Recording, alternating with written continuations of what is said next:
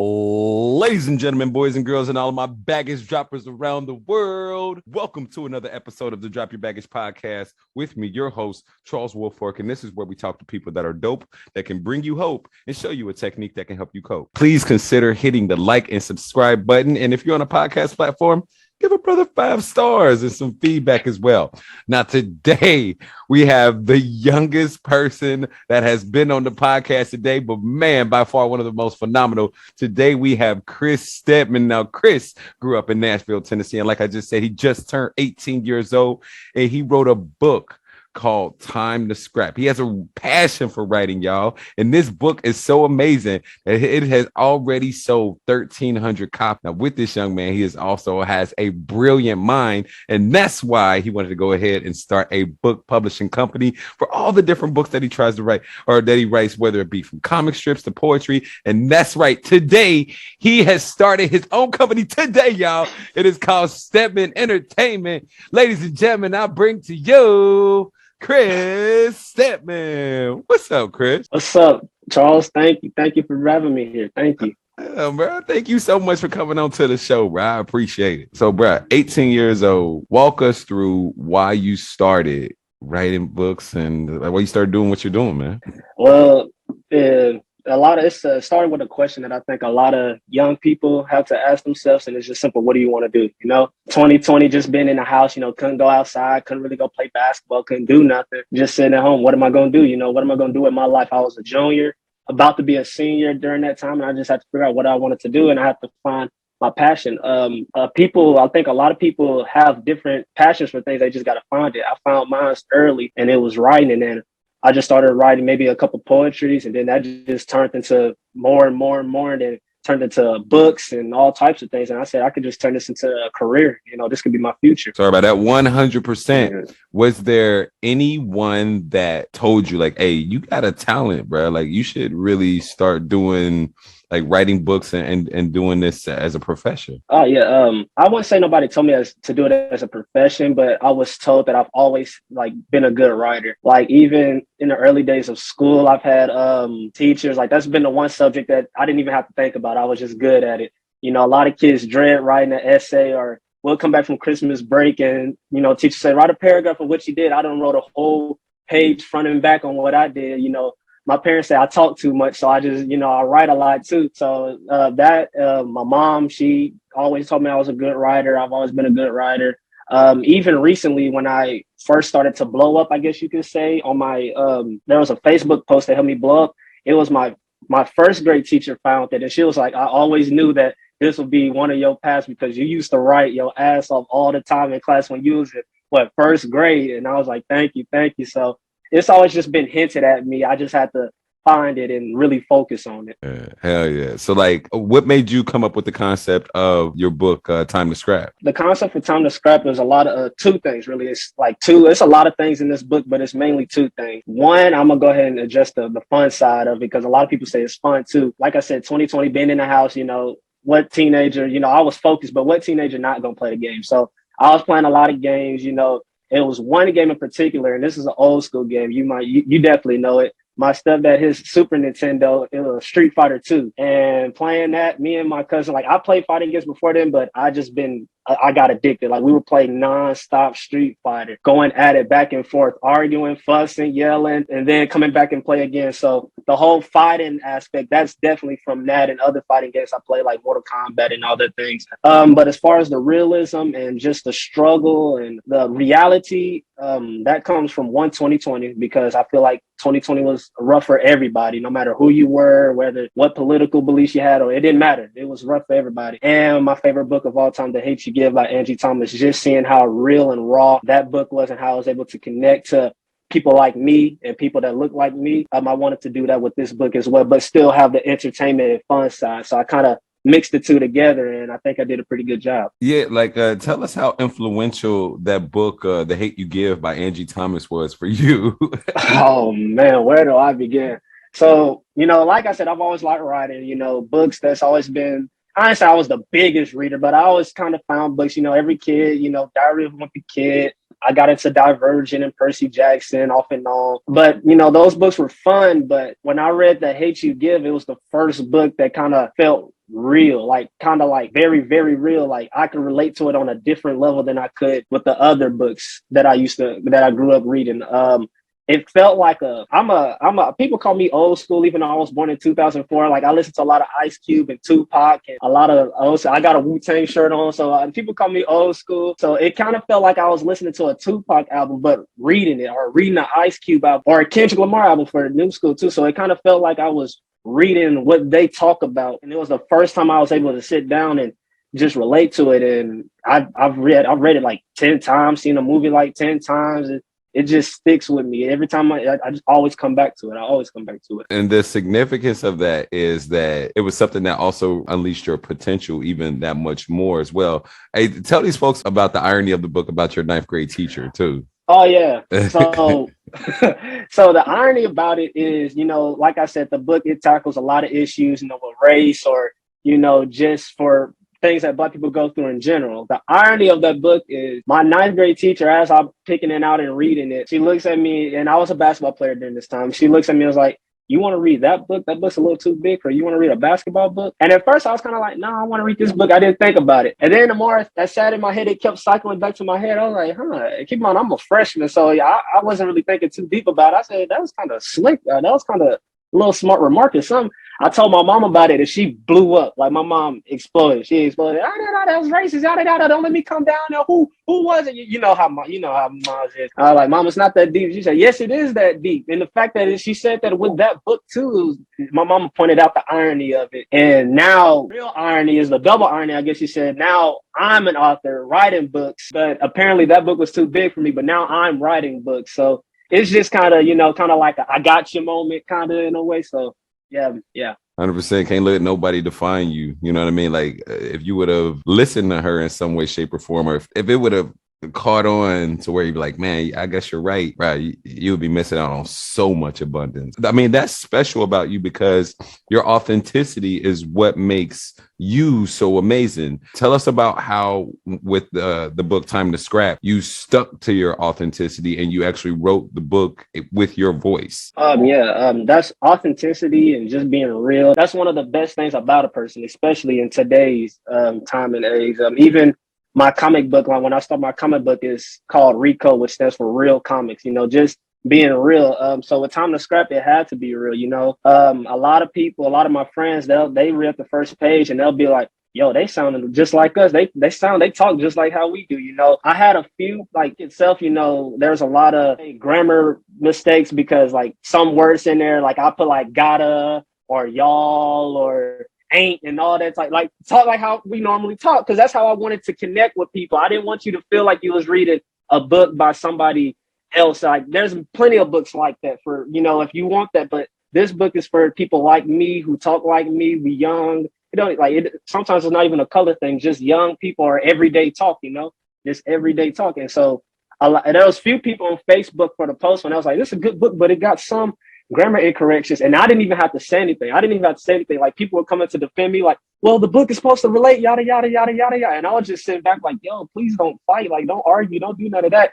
But yeah, so just being real and raw and having everything in it, I wanted to be as real as possible. I didn't want to come off as fake or nothing like that. So I was just being myself in the book. 100, man. Like I'm so proud of you for doing that. Like a lot of people don't have that within them to be their full authentic selves, but for you to have that at such a young age and for you to have such a wonderful experience with doing that, man, like the sky's the limit as far as your growth and as far as your company is concerned, because you already have that as your brand. And please tell the folks about how you've connected with these kids that may not have ever wanted to read books, but now they're like seeking out your book. Hey, you got a copy, this, that, and the other. Please tell the folks about that, yo. Oh yeah, that's one of the biggest things that I could take. Like the sales is good, my name at different places, that's good. But the fact that people younger and older than me say that I inspired them to do a lot of things, that's what really gets to me. Not too long ago, I spoke with Henry McDavid, who's been on the podcast before. He has a school. I talked to them, and one of the young kids, it was a little girl, she asked me, how did it feel to be an entrepreneur? And it kind of just stuck with me. And a lot of other kids, they was asking me questions. There was one kid, he wants to start a comic book line and asked me a lot of different questions. And says that he wanted to do what I'm doing, and adults too, a lot of people. And like I said, people like my age, they relate to the book because it sounds and talks just like them. I just actually got off. I was talking to somebody earlier today about the comic books and stuff. He's a kid from somewhere. He found me on Facebook. It was like, dude, I want to do what you're doing. Like you're doing it already. Like you like what you doing, like the cold comic books and black characters and stuff. Like I want to do that. How are you doing that? So the fact that I'm kind of being a stepping stone, or kind of guiding young people, even if mine doesn't go all the way how I want it to go, at least maybe somebody can look at what I'm doing and say, okay, it's possible. What he's doing, he started it. Maybe I can be the next level, or maybe I could do what he's doing, because they see it now. So that's one of the biggest honors that I can live with. Like, it's already happening, bro. Like, you're already a blessing in so many ways. Like, the ripple effect of that is not you just affecting that one person's life that reads the book, but then that person that is inspired by you that then touches someone else and someone else and someone else. So your legacy is already being made at such a young age, bro. That's crazy. Thank you. Like, it seems like you're just having fun, which is the best thing. And yet, what has been maybe the most difficult part about this whole process as well? Difficult part is, like I tell people, is staying consistent, staying hopeful, staying just down with what you're doing. I told my friends the other day, my cousin and my one of my closest friends was like, Chris, everything's going good for you, yada yada. I want to do stuff, but sometimes, like one of my friends, he wants to be an influencer on TikTok. But like, I don't be having followers or nothing. You just blew up like this. I said, because I released the book in January. I told him the whole month of February, I don't think I got no sales, maybe about 10 sales. Then March is where it got famous, and I had about 300 sales in a day. And then in April, the month after March, in April, it went back down, and now it's quieted down. So it's just staying consistent, just staying consistent. That's sometimes, and even for me, I tell people to stay consistent of what they're doing. Sometimes even for me, that's hard, because you're like, dang, I sold 300 sales the other day. Now I ain't sold no books in 5 days. So it kind of like, it's always on your conscience, but you just got to stay ready, keep working, keep God on with you, and keep with your family, and, just push through it. And I promise 9 out of 10 is going to work. 9 times out of 10 it'll work. That is so powerful, dog, that you got such a valuable lesson. The most valuable lesson of which anything is consistency, man. Thank you for that reminder. It's even for myself. And like you mentioned, and God, like, how has your spirituality played a part in like your adventure, since last year? Man. So growing up, I'm not gonna get too deep into it, but growing up, I've always been, in church, growing up. But in 2020, a lot happened, like for everybody and personally for me. A lot happened in 2020. Like I said, I've had those moments where, I said, I don't know what I'm going to do. Like, I don't know what I'm going to do in my life. Because, I didn't just wake up and say, okay, books. It took some time. And, I started praying, started reading the Bible. And as cliche, or some people may think as lame as that sound, that like, it starts small and it works like that. I wish I could just tell people, like, y'all don't understand how much spiritual and just being with God, how much that actually helps. And there's even some of that in this book. The character, he goes through so much hell. But, when he starts thinking positive, when he starts having the right people around him, when he starts, praying and having these conversations with himself, life starts to change for him. And personally, for me, I saw it with my mom. You know what I'm saying? Like, a lot of people like stats, a lot of people like numbers and stats. Statistically, I'm not supposed to be where I'm at right now. Statistically, you're probably not supposed to be where you're at right now, statistically, by numbers. No way. Exactly. So my mom, she broke that. She's been very spiritual. Not only has she helped me, but she's helped her mom, her parents break that, as well. Because a lot of people have a feeling like, well, I'm supposed to be here. This is me. This is what they want, yada, yada. But when you have God with you, you can break that. Stats don't mean nothing, because if stats was to matter, they say a lot of black kids not supposed to make it past 18 or 21, So, you just got to have God with you to break those stats and break those, cliches or whatever, because with him, anything's possible. And like I said, as cliche as that sound, I mean, it's facts. It's real. I've seen it. I lived it. Yeah. It's facts. Like you said, it's real. And it's something that's repeated over and over again because it's absolutely true. With God, anything is possible. And man, you have such an amazing foundation with your mom.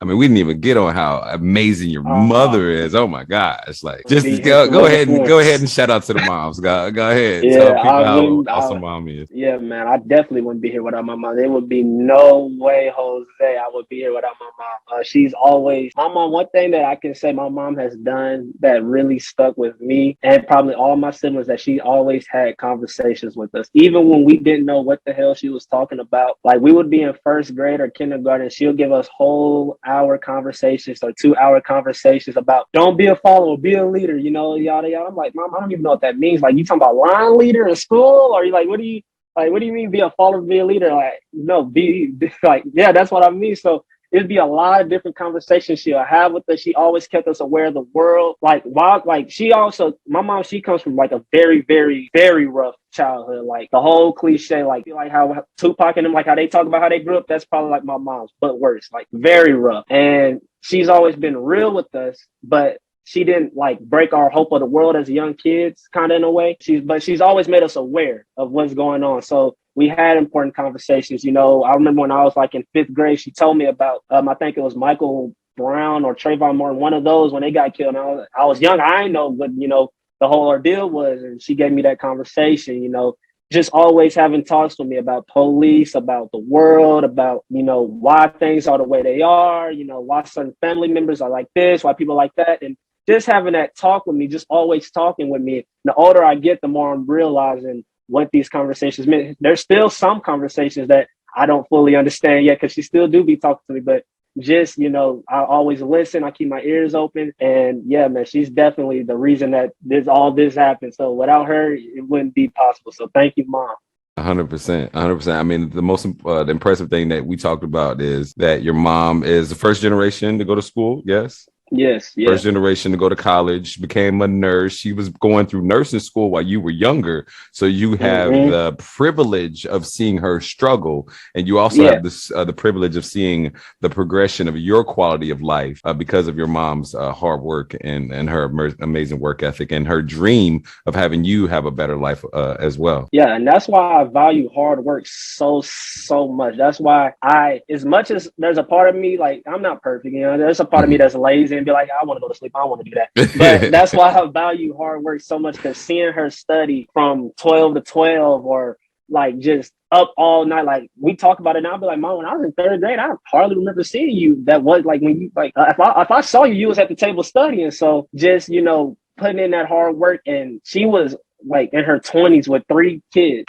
going to school. And my stepfather helped out, he came in, stepped through and helped out. But, being a woman, a Black woman, having 3 kids and going to school and making sure they are right, and you working hard, studying night too, it's just crazy. So that's why I value hard work. And like you said, I saw the progression. We went from the projects to maybe a duplex, and then and it was ups and downs. Maybe we'll go back, it wasn't just a straight path. We'll probably go back and then we'll move to a duplex again, but it just got bigger and better over time. And now she owns a house, and she just gave us a way better foundation than what she had. And that's all that she preaches. Her, my father, everybody, they all preach better than what they were, taking it to another level. So that's all I'm trying to do. And you definitely are taking it to another level. So with that next level, what is your vision for Steadman Entertainment and your company, your publishing company now, man? Oh man, my vision is crazy. So at first, since today is the first day, we got this book. If it was a couple hours later or tomorrow, I could actually show you. But my friend, she's going to have the cover of my next book, Under Pressure, done today. So I'm going to post that later today, the cover of it. That book is more raw, more realistic. It has no fiction, no nothing. It's more raw. Like, a lot of people thought Time to Scrap was real and raw. Like, Under Pressure is all real and raw, because it it tackles a lot of problems that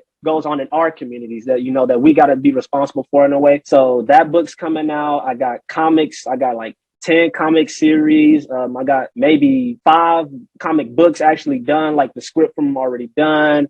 I got people with poetry.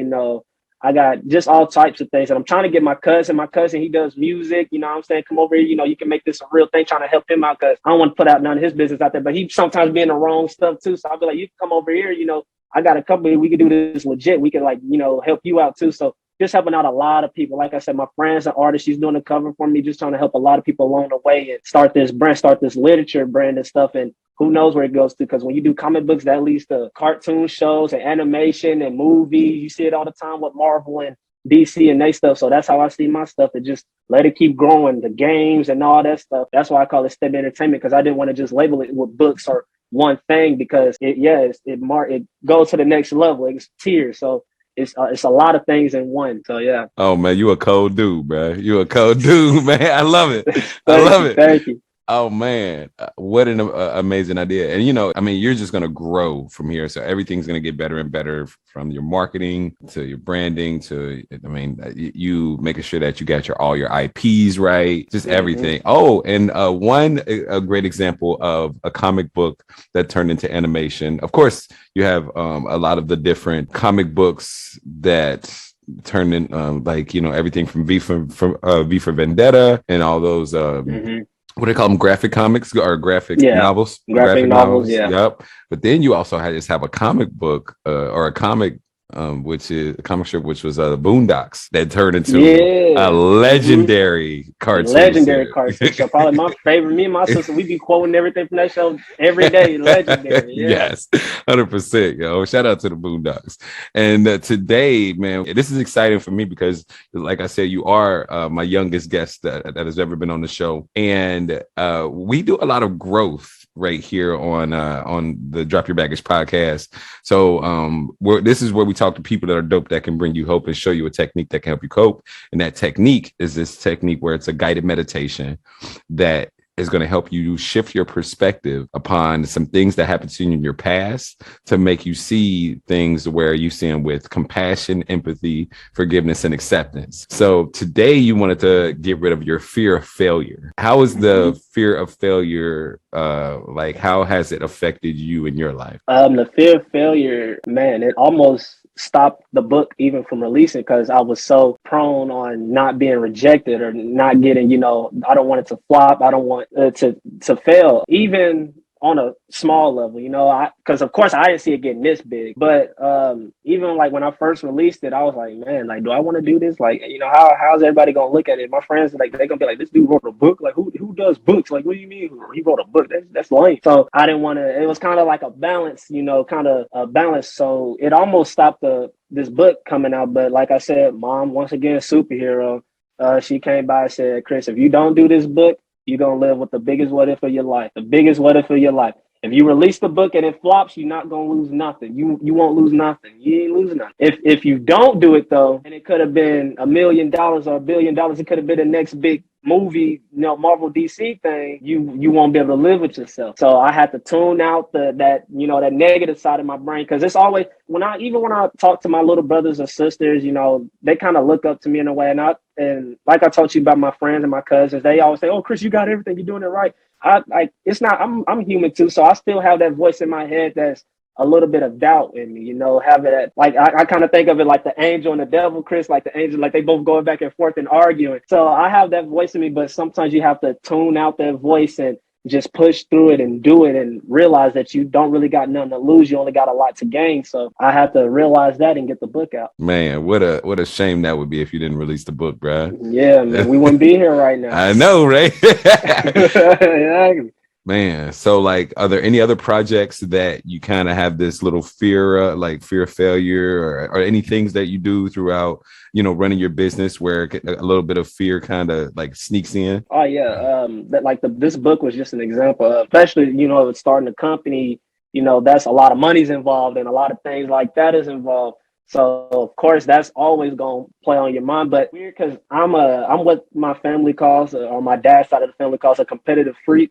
So I kind of hear that voice like, oh, he failed, yada, yada, yada. So I'll be like, no, I'm going to prove him wrong. I'd be talking to myself. I'd be crazy. I'd be like, I'm going to prove him wrong. I don't want to fail. But yeah, even with the company, man, all this that's happening, I'm young. So I can't just point out too many times where I just had a big fear of failure. But since this is the first big thing that I can say in my life that I'm doing, is like kind of always there in a way still. The fear of failure, especially with the company thing and all that I'm doing, like how Seth talked about earlier with consistency, like I said, 1 minute I'm doing big numbers, like over 1,000 sales. And then maybe the next 10 days I don't sell nothing. And then that fear, it gets bigger, exactly. It gets over with the anxiety picks up. But you just got to pray. Like I said, that's why God and faith is important. Pray, talk to yourself, have these moments and say, okay, instead of moping and whining, what am I going to do to fix it? What am I going to do to change it? So yeah, that's what Love it. Love it. Let's go, man. All right. So with this fear of failure, we're going to go through the mental and emotional release process, simple guided meditation. There's 3 things that you need to do that are very important. Number 1, you need to use your imagination. Number 2, you got to follow directions, just like you follow a good recipe or Google Maps. Mm-hmm. And then number 3 is to trust the process. Know that I'm your guide and I'll be leading you through this easily and effortlessly. And I come from a place of love and high vibration. All right. Now we're going to be observing different events within your life. So when you do that, go ahead and make sure that you look at the event from other people's perspective as well. Mm-hmm. Super important. That's going to be the most profound thing that you can do throughout this whole thing. All right. You ready? Yeah, I'm ready. All right. Is it all right with your unconscious mind for you to release this fear of failure today and for you to be aware of it consciously? Mm-hmm. Awesome. What is the root cause of this problem? The first event, which when disconnected, that will cause this problem to disappear. If you were to know, when was the first time that you felt the fear of failure between the ages of birth and 7? And in fact, we went over this. It was basketball. Yeah. Yeah. Go ahead and tell people about that. So I kind of always look at sports now as like, okay, because you were young, it didn't matter, but it does matter because childhood, how you grow up, that determines who you are when you're an adult. So it was my first time trying out for basketball. Up until that point, I've only done football. I was a football player. That was easy to me. All you're doing is running. Basketball, I always looked hard because you got to dribble. I couldn't do layups. I couldn't do nothing. And like I said, it's goofy now, but then it was like a real big deal, Mom, and like I said, you got to connect it. My mom, she was hard working, she was always doing things. So for her to take time out of that, make sure that I got everything I need for basketball, take me to the tryouts and stuff, I didn't want to let her down. So yeah, that was just the first big time, and I ended up making the team. But that was just the first time I just remember having fear of failure and just sticking over my head, even throughout the whole trials. I was relieved once I made the team. I was like, oh, okay, I got this. But before then, I was like, oh my God, like I don't want to fail. I don't want to, I don't want people to think I suck. I'm out here in front of people. It was like the first time I was on a stage. So yeah, that's the first time I can remember. And I was like 6 or 7. Yeah. Oh, wow. Wow. Perfect. That was a one that definitely seemed as though it was a root cause, and we can just start from there. All right. Mm-hmm. All right. Whenever you're ready, you can go ahead and close your eyes and relax and let me know when you're ready for the process. I'm ready. All right. Now, just imagine floating up above yourself right here, right now, in this very moment, and see yourself from a third person point of view. See your long hair, your Wu-Tang shirt, your red walls, the doors everywhere, the window to your right. Let me know when you can see yourself from a third person point of view. I see it. All right. Now, I want you to keep your eyes closed, but create an imaginary timeline. And with your imaginary timeline, your past can be to your left, to your right, or behind you. If you were to know, where's your past? On my left. Where's your future? On my right. All right, perfect. So just imagine floating up above your timeline, and just imagine floating into the past. Float deeper and deeper and deeper into the past, above that first event in which you felt the fear of failure. When you're just a little kid, 7 years old. I want you to see that little kid from a third person point of view, like a fly on the wall, and just observe the whole event. Let me know when you can see that event. I see it right now. All right. Now stay right there. Don't move. Stay high above the event and just ask your unconscious mind what it needs to learn from the event, the learning of which will allow you to let go of the emotions easily and effortlessly. Your unconscious mind can preserve the learning so that if you need them in the future, they'll be there. Just tell your unconscious mind to preserve the learning. This is an exercise of forgiveness and acceptance. Forgiveness for yourself and others, and acceptance of yourself and others. Who do you have to forgive? What do you have to accept? Who do you have to accept? Remember to see this event from everybody's perspective, everybody's point of view. And as you do so, focus your attention upon how hurt people. We're all doing the best that we can with the resources and consciousness that we have. We can't control anyone else's actions, but we can control our response. We can grow stronger and wiser and learn from other people's actions and mistakes. Other people's actions have nothing to do with you. It's only a reflection of their baggage and whatever they're going through at the time. And we're better people than we were when those events occurred. You're a better person than you were when those events occurred. You're stronger. You're wiser. What is something positive and empowering you can say to little Chris and everyone else involved in the event with the consciousness that you have today that will allow the emotions to evaporate like water on the concrete on a hot summer day? And as you preserve these learnings, the emotions are starting to dissipate more and more until they're all gone. Just let me know when they're all gone. They're all gone. Awesome. Now, tell me, what did you learn from the event? I learned that it's not, there's a bigger picture, or there's more. Like I said before, it was basketball. I would tell them that this is just one little thing. There's a life. There's everything else around you. It's not that deep. It's not that serious. Or I mean, it is serious, but it's okay to fail, because failure is that's how you're able to move on. Mm-hmm. Now, keep your eyes closed. What is something that you had to tell your mom? I told my mom that it's okay as well, that all of this is for her, especially for her to keep, being who she was and what she was, and not just what she was, but what she is. Mm-hmm. That's right. Now, just imagine floating up above your timeline and float into the past to your left and float deeper and deeper and deeper into the past, above the dinosaurs during the prehistoric age. Let me know when you're above the dinosaurs. I'm above the dinosaurs. Awesome. Now, as you're above the dinosaurs, just imagine floating into space. Float deeper and deeper and deeper into space to where space and the atmosphere connects. And imagine your timeline is the size of a fingernail. Let me know when you're there. I'm there. Now, just imagine floating there, weightless, in space, and ask yourself now, where are the emotions? Tell me, are they there or have they disappeared? Now, they've disappeared. Awesome. Now, just imagine going down inside of the event, seeing through your own eyes as a little boy and check on the emotions. Tell me, are they there or have they disappeared? Now, they disappeared. Awesome. Float back above the dinosaurs and then float into space to where space and the atmosphere connect. Let me know when you're there. I'm there. All right, listen closely. Float very, very high above your timeline, above each and every event in which you felt the fear of failure, from birth until now in chronological order. Don't skip one event that has a charge on it. Preserve the learnings and let go of that fear of failure all the way back to now. Go. As you preserve these learnings, the emotions are starting to dissipate more and more until they're all gone. Just let me know when they're all gone. They're all gone. Awesome. Now just imagine floating down into your body and open your eyes when you're ready. Welcome back. Thank you. Man, that was something else. That's all I can say about it. Whoa. Yeah. Man, that was something else, man. I kind of stuck. I ain't gonna lie. That's kind of stuck. Like when we talked about it, you said you was doing it, man. You be doing your thing, man. I see now, man. I see. Wow. Yeah.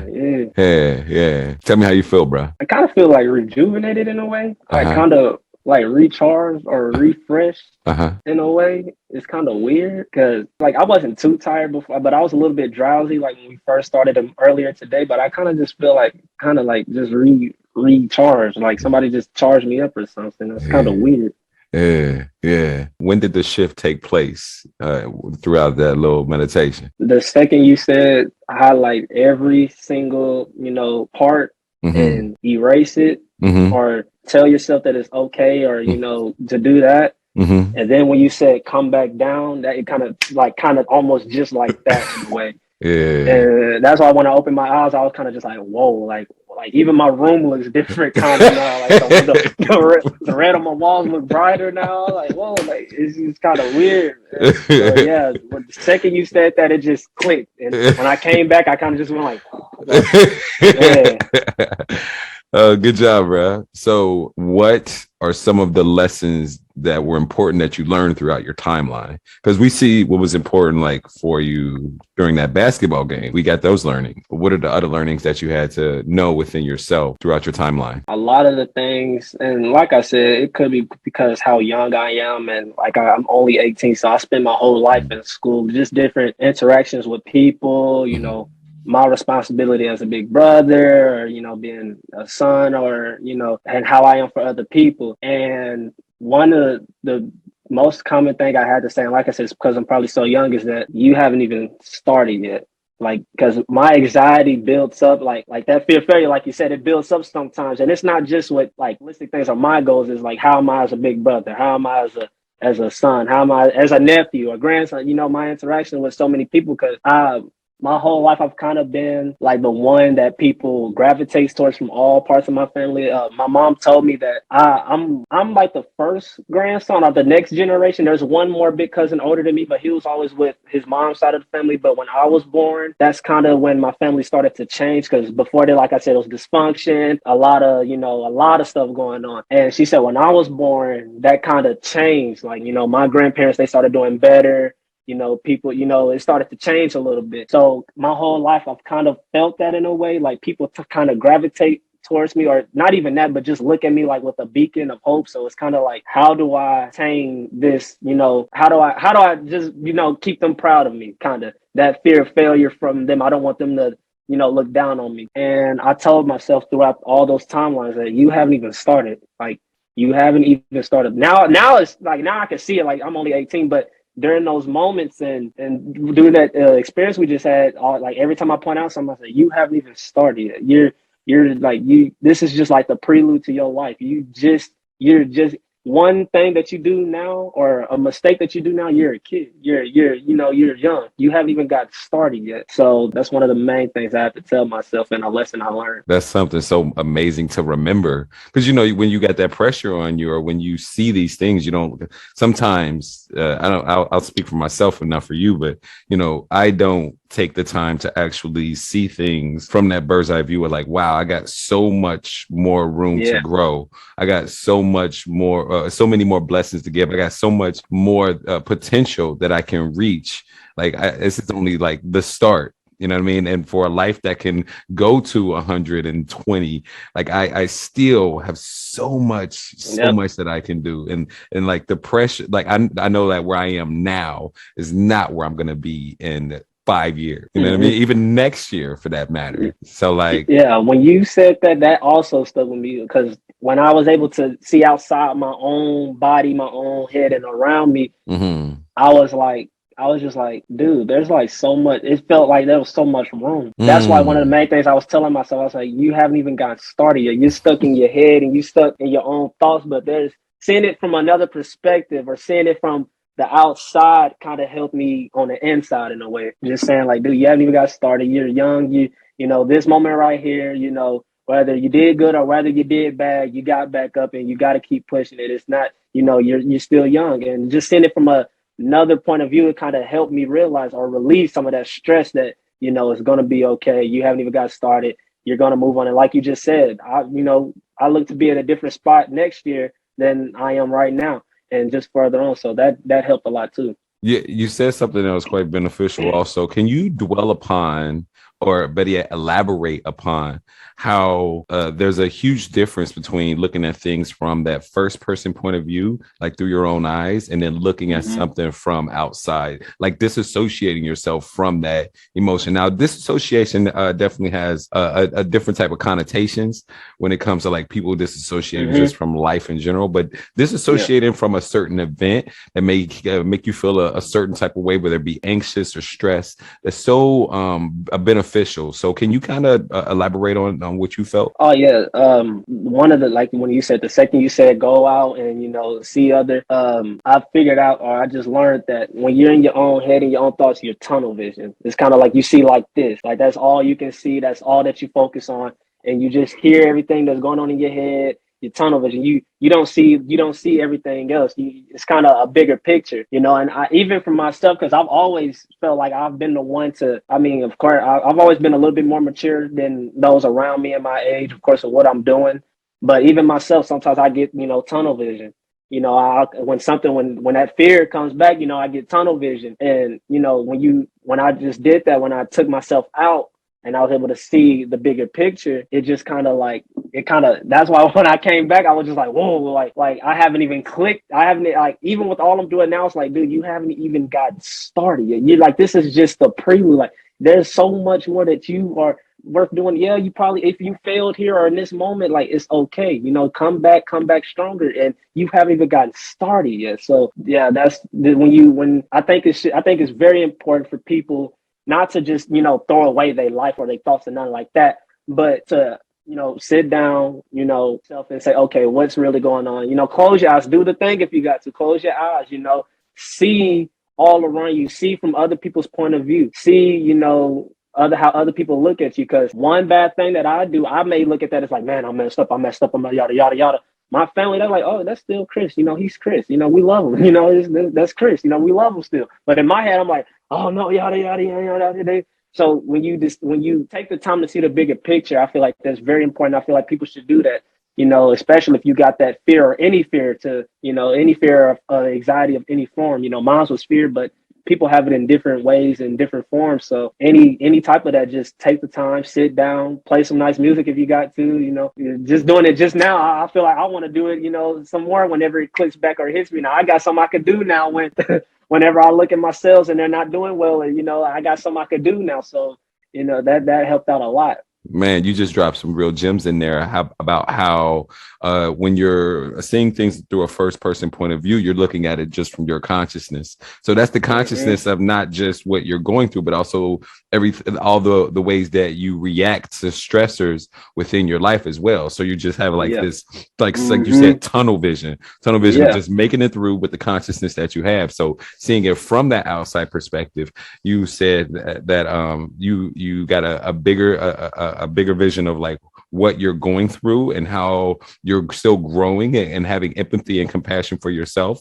But also something that's very profound and powerful is the amount of support that you felt, because you said once you see it from the people's perspective in which you kind of maybe have felt this internal pressure, you see man, there is no internal pressure. They love you no matter what, and they see you for just being you and loving you for who you are. And now one more thing, that's also a tool, and that's a practice that you can have, and everything is a practice. That's a practice that you can have to always stay grounded and like to see things from a bigger vision, another perspective. Good job, bro. Absolutely. Thank you. Absolutely. 100%, man. You feeling good? Yes. Still feeling it. I'm feeling right more and doing everything right now. I'm ready now. Yeah. I'm up now. A lot of people that go through this, they definitely have a boost of like, okay, the inspiration. Like, oh wow, all of this muck is outside of out of the way. Now there's a clarity of mind. Now let me go ahead and get to work. You know what I mean? Let's go. That's exactly how I feel. I'm about to get to writing. I'm about to mess with some people and everything, get some stuff done now. I'm ready now. Oh man, that's phenomenal, man. I'm so proud. So like for all of the Chris Steadman fans around the world, man, please go ahead and tell them, of course, for even anybody that doesn't know where to reach you, tell them where to reach you. And also, give them one more bit of good info, like a bit of advice or word of wisdom or whatever you want to leave them with that makes you feel better or that you think that would make them feel better. Okay. For starters, y'all can find me at Instagram. That's where I'm most active at Steadman Entertainment. It's Steadman_entertainment. I'm at Twitter on Steadman Entertainment. Those are my main two spots. I want to throw in a book too, because I got the book is $7 on Amazon. That's a nice price. So the book is real good. Everybody loved it. Angie Thomas, she loved the book. So a lot of people like the book. But one advice that I could give people, and it's the biggest thing. And I already talked about consistency, so I'm not going to dwell on that too much. But I know it sounds cliche and lame, but faith and religion not even religion, different people have different religions or whatever. There's a lot of different type of, even growing up as a kid, I was like, well, okay, so this is a Church of Christ, but this is the Church of Baptist. Like, what's the difference? But just having that connection internally, it's not something that you can fake. It's not something that you can act like. It's not something that you can, try to pretend. It has to be real and raw. And that's one of the main, even with the book, forget the book. That's why I'm so comfortable being myself, because I know who I am. I know my intentions. I know my connection with God. I know can't nobody get in between that. I know no matter what nobody says about it, even though sometimes, like I said, I get tunnel vision. What I said about myself, I kind of get crazy. But that's how I know at the end of the day, I know what I'm doing is good. I know what I'm doing is positive. And that's how anything gets done. Everything, like how me and you talked about earlier, people say it's cliche, but it gets repeated over and over again for years and centuries that through God, anything is possible, because how it's true. It's true. Like, it's literally true. A lot of people think, and I've talked to people that think like this. A lot of people think, believing this God is, I'm going to pray for a couple of days and I want to get rich, or I want to, my life is going to change like that. It's not like that. It's a process. It's a grind. It's you really have to show that you care. Like, you have to really show it got to be real. That's not like right here. That I got a feeling like right here in my chest. That's how I could best describe it. It has to be real. It has to be raw. It has to be, bright. It has to be glowing. So that's the best thing I could tell people. And, like I said, religion, I know that might scare a lot of people, religion, yada, yada, but just your faith in a higher power in God, that helped a lot. And this book talks about that a lot too. So that's one of the biggest things I could tell anybody is just have that real bond, that real raw connection where, you know, at the end of the day, you could lay down, you could pray, you know, it don't even got to be 2 minutes long. It could be a couple seconds, you know, just I thank you, God, I made it home. You know, I drove on the interstate today. You know, when I started driving a lot more as I got older, I started seeing a lot of car accidents, and on the news, you say, oh, so-and-so died, or, you know, 16 years old, or I have people at my age, you know, that died this year. They didn't even get to graduate to car accidents and things of that nature. So even the small things, you know, I didn't, you know, get into a car accident. My mama made it home, you know, my family, you know, my brother, he just went out and made it back, you know, whatever, even small things like that, the smallest things. I got food, you know, you see people outside, they don't got food, you know, or they don't know when they're going to get their next meal. You know, I may not like what's in my refrigerator, but I can eat it if I get too hungry. You know, you know, it's a lot of fruits in there. I may not want the fruits over the chips, but if I get too hungry, it's there. So I don't got to worry about a lot of these things, and just, you know, praying, saying thank you. You know, that goes so far. Thank you for what I do got. You know, as a little kid, I was praying, you know, I was like, I want this, I need that, or, you know, I want that. Yeah. But thank you for what I do have, because it could be worse. There's people out there that don't have it. There's people that don't make it. So thank you that I made it home. My mom, they're in Nashville right now. So when they come home, you know, I'm going to pray tonight, you know, thank you for letting them go to Nashville and come back home, you know, like, especially now in 2022, where you could go shopping and people, like, it's shootings and bombings. It seems like every Friday, it seems like. So the fact that, you know, I can go out and make it back home, and, you know, it's just, you know, you got to be thankful for the small things. So I can keep talking. I don't want to go too deep into it, but faith and having that real bond connection, being able to sit down saying thank you for what you've done. And that's just the basics stuff. So even with this, I'm definitely saying thank you a lot more. So it goes up to different levels. You know, I said thank you for this, and now I got this. So, you know, it got to be real. It has to be genuine. And you got to put in work. So that inconsistency is, I could tell that to anybody. And I guarantee it would help them out if they actually went through with it. I love your connection with the creator, man. It's so important to have that connection with the creator. Thank you so much for that words. Somebody needed that. And so just thank you so much. Mm-hmm. And thank you guys out there so much for your attention and your support. Believe me, it means the world to me. And I love you guys so much. Once again, please consider hitting the like and subscribe button if you're on YouTube or any podcast platform. If you're on a podcast platform, give a brother 5 stars and some feedback right here on the Drop Your Baggage podcast. Right here on the Drop Your Baggage podcast, where we talk to people that are dope, that can bring you hope and show you a technique that can help you cope.